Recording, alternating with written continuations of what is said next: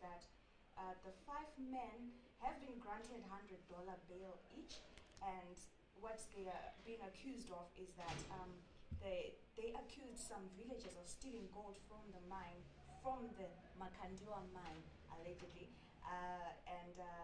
So what happened was they tortured these villagers, accusing them of stealing, of course, and battered them and electrocuted them.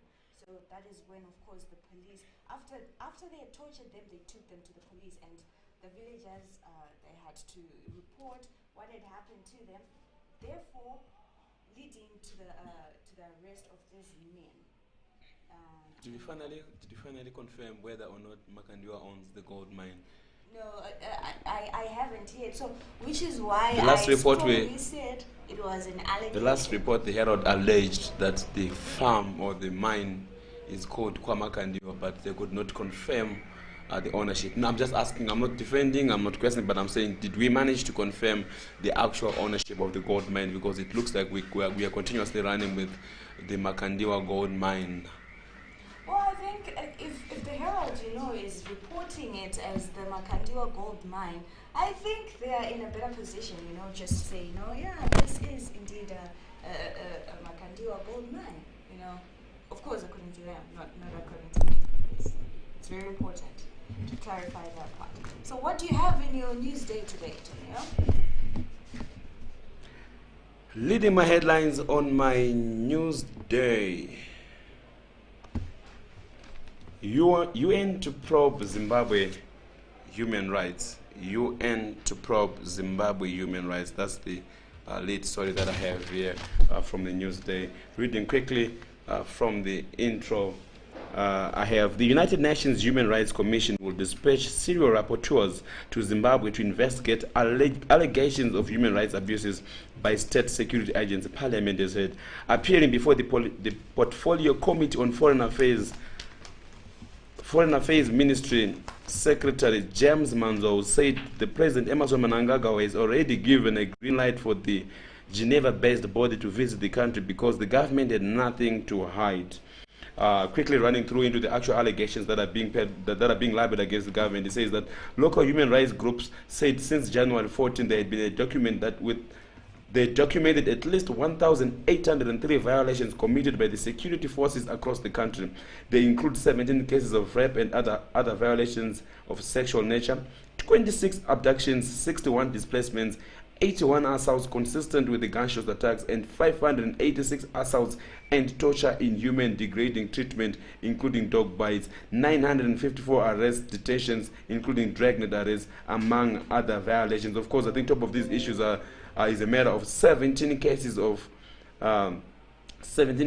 people that have been reported dead. We know here and there we had state-owned media houses also saying that there were only 3 cases of murder that were reported during this case. But of course, the Zimbabwe Human Rights Commission is come up with 17 cases. We moved around. I remember also passing through some funerals. Definitely, we had more than 3 people that passed on or that died during this past incident. So that's what I have leading on my news day today. Moving on to the next story that we have from the Newsday. Very interesting. I think I have to commend it to the Newsday. Today there are lots of interesting local stories that really makes good read. I think amongst all the newspaper that we have today, I'll give it up today for the Newsday. Well done and keep it up. I have state moves to attach Kasukuire's property from the Newsday. The state intends to forfeit an immovable property belonging to former local government minister Xavier Kasukuire, which he surrendered as part of his bail conditions after he allegedly fled the court's jurisdiction.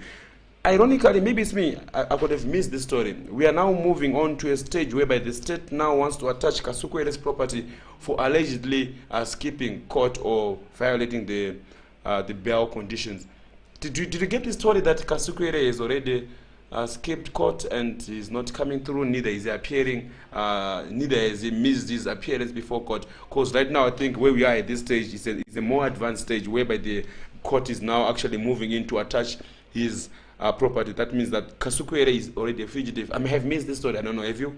picked this story as well, where it was now alleged that Kasukwere is a fugitive and he has already violated his bail conditions? No, actually, I've just heard it today. Yeah. Yes, according to the Newsday, of course, maybe it did, just was in a flash, and then it was there, and then it was not there. But I haven't heard anything of him being a fugitive.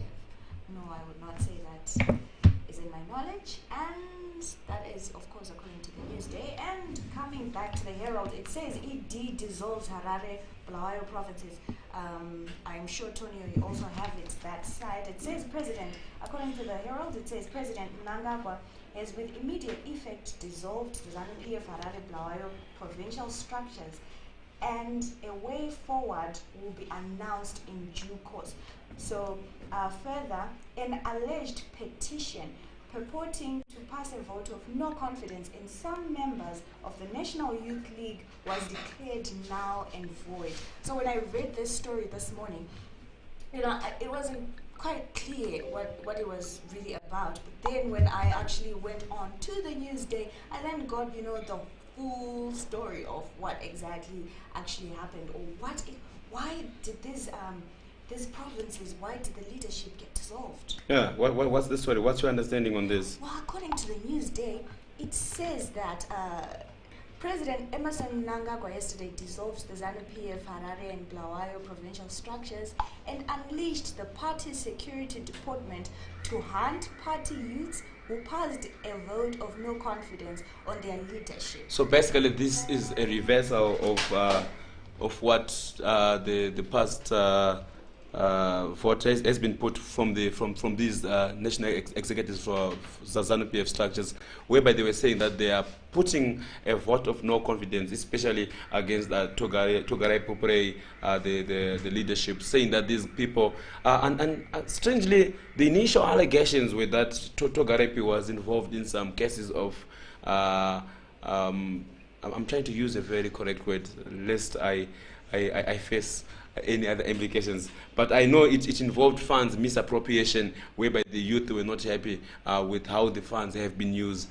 But now the allegations which are now coming out today are saying that, well, he's not defending the president correctly, and neither is he standing in for the president. So they're passing in a vote of no confidence against him, and they'd also passed a vote of no confidence against the top 4 ZANU-PF youth structure members, so to say. So this has been effectively reversed, and not just been reversed.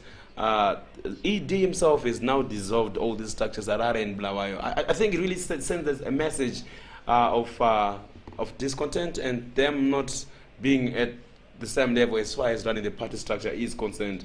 And I strongly feel that, well, this may actually lead to some factionalization of some sort, because what then does it mean if the youth themselves have said that we do not have enough confidence in this president, and the president comes in to say, well, he is restored and it stays put. I strongly feel that these are certain indications that all is not well as far as the party is concerned at the party structure level. Nico? Because the Secretary of Information of Mr. Simon Kamoyo also said that the procedures in doing this petition were done inappropriately.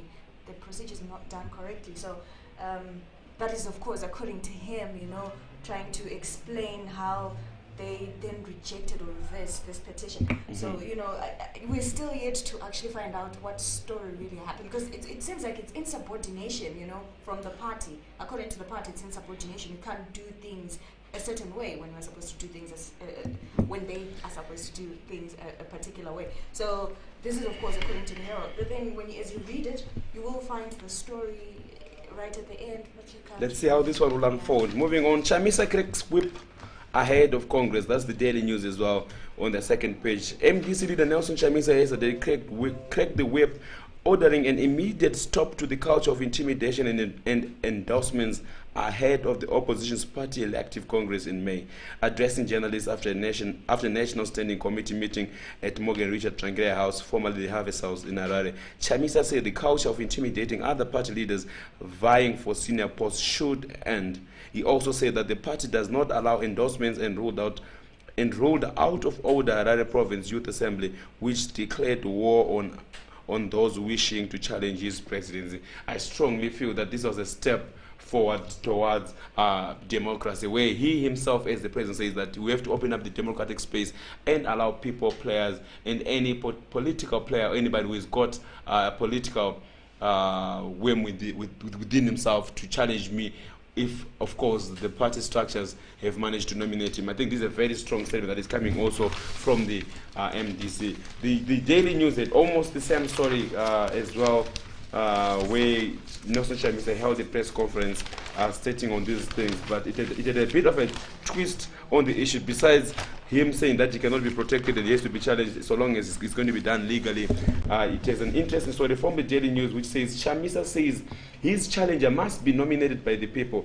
I think it goes to also confirm the same story that is coming from the Newsday, where he says that the MDC Alliance will hold its primary elections on the 24th to the 26th of May. Nelson Chamisa said yesterday a vote he promises will be free, fair, with a democratic and rigorous process where candidates will be nominated by the lower party structures. Chamisa, who seized power after founding MDC leader Morgan Tsvangirai, lost his valiant battle against cancer of the colon in February 14 last year. So basically we are running on the same story that says that Chamisa is saying anyone who has to be then coming through who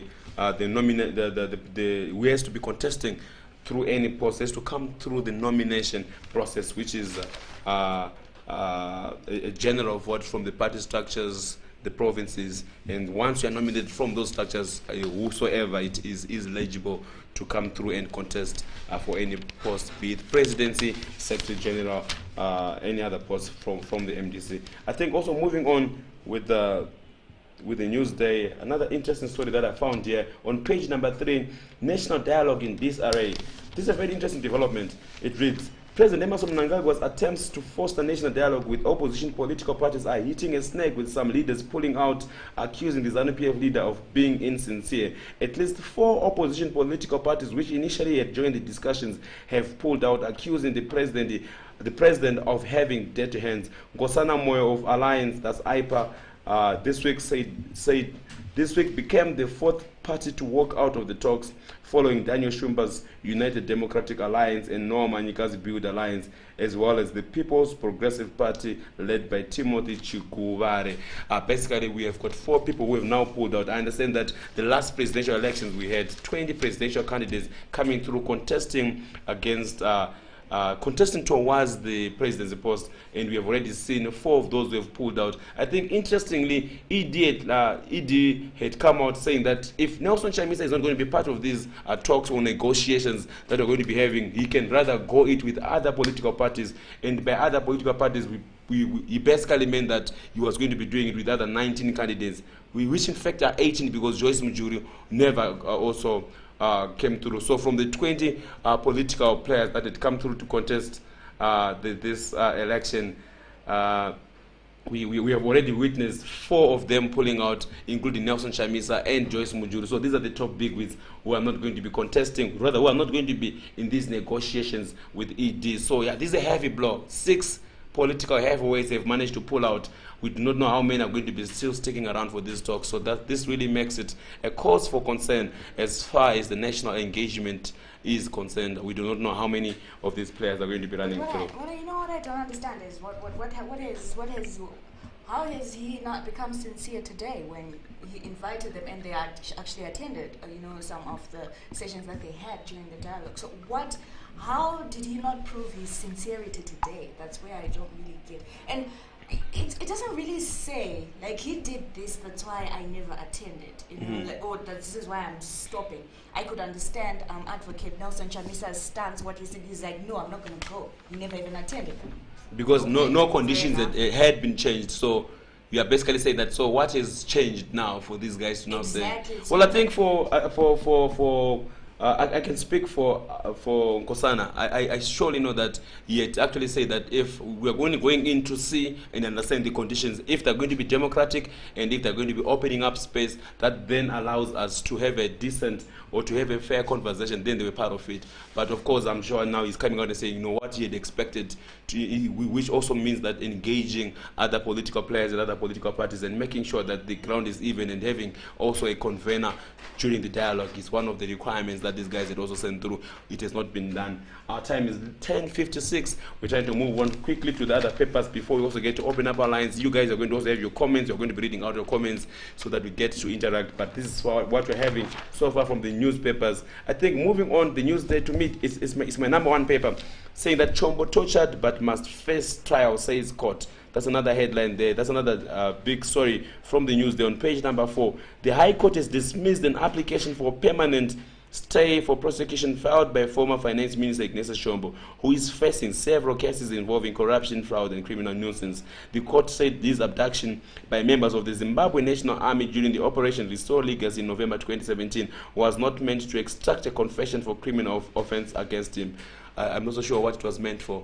And I'm not so sure if the Zimbabwe National Army is also supposed to be used to capture or submit a suspect to the police officer. This definitely was a violation of the law. And Chombo is saying that, well, because of that torture, court has to be, I have to be freed based on that violation, that my rights were violated, and I cannot be appearing before court like everything is okay. Quickly moving to another story on the Daily News. Constitutional amendments hounds the MDC. I found this story to be very, very interesting, whereby they're saying that there have been an array of changes that were made during the Tsvangirai era, whereby the MDC had claimed that, you know, for someone to be in the executive, you have to be appointed, and that some of these people also had to be voted out. Now it looks like they're no longer in agreement as to what is the best way forward to follow this. This constitutional amendment hounds MDC. I think for interest to me, Ngonzora is arguing that all positions should be contested, while Chamisa wants to maintain the status quo. The Secretary General argued that the 2014 resolution is not a law but part of the rules that can be chopped and changed before the Congress, depending on the circumstances. Newsday heard from a member of the MDC National Standing Committee. In a bid to deal with what the party claimed were two centers of power between the President and the Secretary General, Tsvangirai at the close of 2014 Congress pushed for changes to party's governance charter, centralizing power in his office and stripping the then powerful Secretary General of influence. So basically, this is whereby they're now saying, okay, how best do we deal with this issue? Because Tsvangirai had made a temporary freeze into the appointment of the executive and the powers that were bestowed on the Secretary General. Moving on as well to another story, MDC MP Wende remanded in custody in the Daily News as well. That's page number 5 on the Daily News. MDC MP Wende has been remanded in custody. Kwadzana East Member of Parliament Charlton Wende, who is facing charges of trying to subvert a constitutional government by inciting people to protest, was yesterday remanded in custody to March 30. That's about 22 more days. Wende is going to be spending 22 more days. And Wende has been in hiding, I think, since the past violence or the past election that we had. Wende he has been in hiding, and you thought that, well, maybe the storm and the noise has rested. He can now safely come back home and take on his duties. And there were also threats that came from Parliament recently, saying that members of Parliament who are abscond in Parliament, they also faced risk of being expelled or expulsion from the Parliament itself. I'm sure when they had been staying outside Parliament since the past few protests that we had, and once when they had come back, hopefully hoping that maybe things had returned to normalcy, he found himself being arrested, and he's going to be appearing in court on the 30th of May. That's spending more than 21 days in prison. Unfortunately, very unfortunate for Wende. I think moving on to another very interesting story, still on the same page with the Newsday, Nyagura faces trial as Concord challenge flops. Chief Justice Luke Malaba has thwarted a move by suspended University of Zimbabwe UZ Chancellor Levi Nyagura to directly approach the Constitutional Court Concord challenging his prosecution by a special anti-corruption unit set by the President Mnangagwa. Nyagura is facing charges of corruptly awarding a PhD to former First Lady Grace Mugabe. Justice Malaba deliberated on the Nyagura's application, which was filed in October last year in his chambers, and yesterday made a determination upholding the outcome. So basically, we are having a story here in the Newsday saying that Chief Justice has thrown out the application by Prof. Nyagura, citing that he needs to be directed to the ConCourt over his case. Nico. Thank you. Moving on to the Daily News. It says 41 councils not remitting pensions to LAPF. So according to the Daily News, dozens of local authorities are failing to make remittances to the local authority pensions fund, resulting in pensioners failing to access their money. So the local authority pensions fund chief executive officer Charles Mandijidza told the Daily News that collectively the 41 councils that are under the fund owe them 200 million, which is a lot of money, and I don't know how these local authorities are going to fix it. Moving on to another story, it says second person to be cured of HIV. A British man may be the second person to be cured of HIV, as doctors said he was in sustained remission after being given stem cells from a donor with genetic resistance to the disease. The breakthrough comes 10 years after the first such case known as the Berlin patient. So basically, these genetics, they will take genetics from people that are resistant to the disease, so that they just use it on someone who's affected, so that they, cure you or something. So that's what the Daily News says. Groundbreaking. If we are going to be finally going to find a solution towards curing of HIV, I remember this is not suppressing the virus, but it's an actual cure to HIV. I think this is going to come as a groundbreaking, and of course they're saying that if this becomes the second person ever to be treated HIV, as far as the tests are concerned, does this story bring or ring any bell to you? The second person being cured of HIV, Magaya also coming in the circle is coming to my mind. I think Magaya is going to make the UN have a higher record, because if we are still stuck up at the second person to be treated with HIV, Magaya is saying that with his Aguma it can definitely cure HIV, and he's going to be testing it on hundreds, if not thousands of his followers who are already excited towards this treatment, while we have on record that Magaya is already working on making sure that his solution is going to be the groundbreaker, an African solution to treat HIV. So does Walter Magaya say. Interesting development coming through there. But my concern is how many people have this genetic, like worldwide, because I don't think there's actually, it comprises of a big number in the population. Anyway, moving on to the Business Herald, it says Muliswa sucked into a mine dispute. So Norton legislator and businessman Themba Muliswa would face yet another parliamentary probe for allegedly dragging Mines and Mining Development Portfolio Committee into the Makomo Resources and Zambezi gas coal claims dispute, the Herald has learned.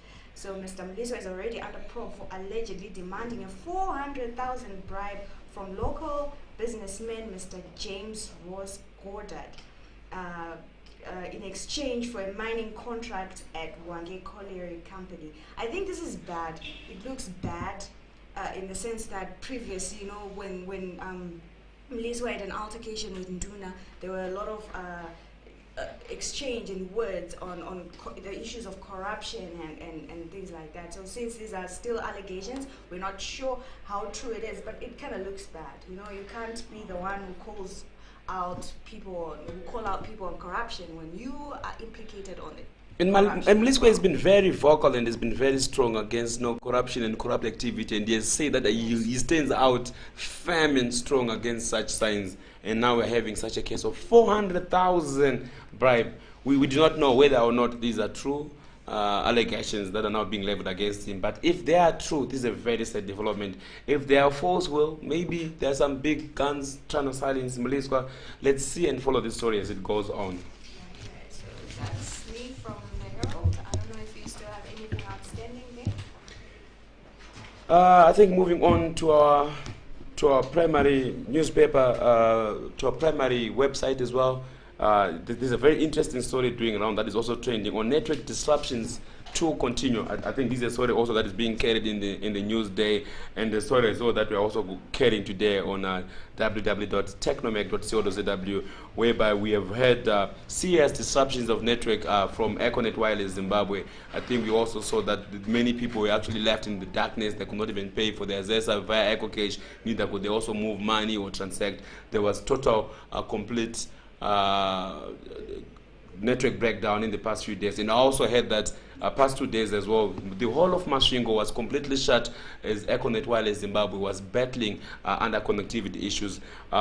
Responding to these allegations or responding to this issue, there were questions that were sent by the news there as well to the Portras Director General, Dr. Gift Machengete, where he responded and he says that I am not going to beat about the bush on these issues because it was Econet that was affected. So that is very correct, and they must have had an overload on their systems and things like that. The fact that they are failing to pay, especially Ericsson concerning ZTE and Huawei, I think they are negotiating with them. They really have serious problems with Ericsson, said Portras Telecommunications Director Dr. Gift Kalisto Machengete, because Ericsson would want them to pay. They are supposed to pay. Sorry, I beg your pardon. Let me check this again. They are supposed to pay Ericsson, and they've got a debt which they have failed to service, and now Ericsson is growing cold feet in terms of coming to assist them in the network. Ericsson now wants some upfront payments or some big deposits to be made, but as you know, our foreign currency situation is not good, so they have not been able to get that foreign currency settling the debt that Econet Wireless Zimbabwe has got against its suppliers. We also seeing the same precedents also against Huawei and ZTE. These are the major suppliers of technological infrastructure backbone running our Zimbabwe mobile network operators, where these players are also strongly saying that for us to be able to service and run and optimize your networks, we need to make sure that we are also fully serviced. And these mobile network operators in Zimbabwe, they've been owing in thousands over months. And things have just gone worse with the introduction of FCA accounts, whereby these players could have settled. I know the players like Tier 1, they were also trying to settle their debt that was recently given by the Chinese bank. But now it has been made very difficult because they can no longer pay for these debts using the RTGS balances. These are the balances that now need to be converted at the current trading rate of 1:3.5 or 1:4.5, as and if the money is also available. That really means that the mobile network operators in Zimbabwe, they are now under duress. Tier 1 has been reported to be owing $20 million to various suppliers, and these suppliers have been threatening to close or shut down their business if Tier 1 does not settle the debts that these companies are actually owing. So now we are witnessing a serious precedent whereby network interruption or disruptions are going to be very much coming hard on Zimbabwe mobile network operators, because so long as these players are not going to budge due to lack of maintenance or due to lack of payments against the standing bills, it's going to be setting a very wrong precedent, because these are the traditional players that they've already had. You cannot just change a vendor overnight to say, well, I'll move on from one player to the other, because these players, they've been running and supporting their mobile network backbone for years, and they are now requiring up payments for them to start working around any fault, or to at least repair, maintain, or make sure that the mobile network systems are up and running. It's a very bad precedent that has been set. We look forward to see how best the mobile, the various government arms, specifically the Minister of ICT and the Minister of Finance, is going to be settling this issue to make sure that there's enough foreign currency availed to settle these debts. Otherwise, communication is a very critical and important element to keep us going. We can't afford to have these disruptions. Nico. Moving on to our comments, maybe you can just check on our YouTube page if you have comments, on our Facebook or on our Twitter. Just to check a second. And of course, as we had said, that we're going to be opening up our comments and hopefully live call-ins to all our viewers that are watching, so we get to interact with you guys. Let's get to know your thoughts, your input, and on what's trending and what you feel and what you think. Do you have anything that is trending online before we open up on the internet comments? Nicole, do you have anything that is trending that we may want to share with besides your Babes Udumo story, who else has managed to make it on a No, hot I'm trending? afraid not. It's still a trend, you know, it's still, the story is still going. Apparently there's nothing else that is trending at the moment. Okay, so it is thank you, a great thank you to our fans, viewers who are watching us live on YouTube. We are crossing over now to YouTube to see if we can pick any comments from YouTube. We are also going to be picking comments from our Facebook page, but it looks like we have no comment as far. Comment, input, thoughts. You guys are all enjoying the show, we can see, but we are here to also read out your comments and get to interact with you guys so that we fully know what you're thinking. I'm checking on our Facebook page as well. This is www.techmactv on our Facebook page, techmactv. On our Twitter, we are still techmactv as well. On our YouTube, from wherever you're watching us from, we are live on all 3 channels. Or maybe if you want as well, you can just go straight on our www.techmac.tv website, where we are also broadcasting the show to all our fans and all our viewers. We are trying to see if we have got any comments that are running through here, but as far as you can see, we have no comments, and we are about to cut this show. Please utilize this moment before we call it a break. To all our fans who are watching, viewers who are watching us from wherever you're watching us from, and also to be very, very important if you also get to share with us. Let us know where are you guys watching us from, so that we also get to read, interact, and share and give you feedback as well. For me, it's very, very important. We really value that, so that we know who's watching us and where are you guys watching us from. To those who have already liked, thank you so much for showing us the likes, showing us the loves, and those who are sharing. Please go ahead, share, tag a friend, like it. It makes us also know, have a feedback from you guys. It's very, very important. We do really appreciate that from you. But as far as I can see, we have 0 comments from YouTube and Facebook, but we do have quite a big viewership. So people just watching it is news, I guess. We can still, and we do allow you guys to comment, share your comments with us. It's very healthy. We want that. We would want to see that. But to everyone who's watching, please go ahead, like, share, invite your friend, and make them also come through. The bigger the better, so that we also get to share and enjoy together. Nico? Yes, so basically I think that's our closing right now. We're actually going to close right now. Thank you so much for watching Good Morning News today. From me, Nicole Madziwa, and It's 11:13, and we are calling it shut for today.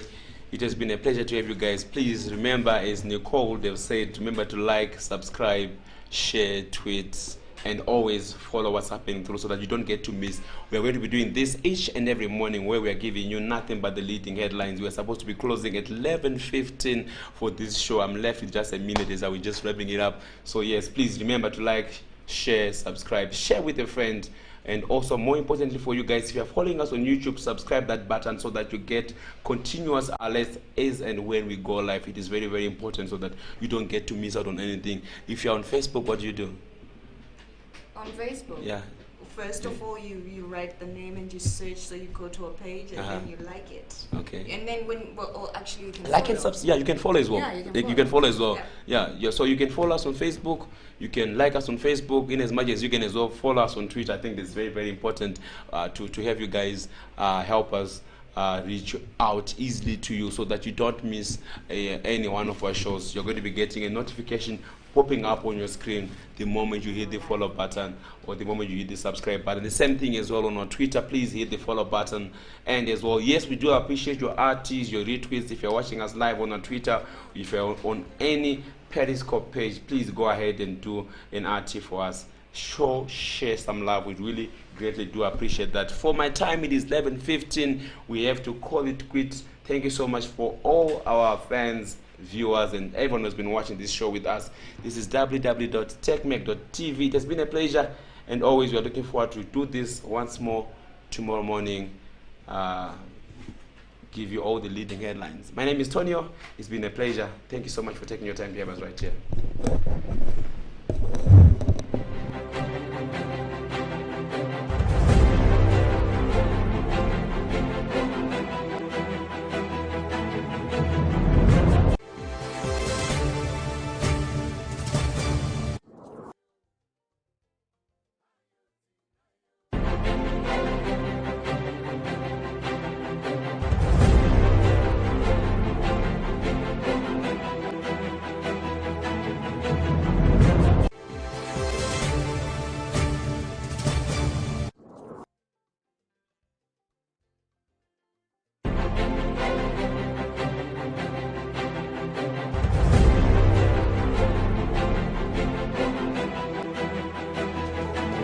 Bye.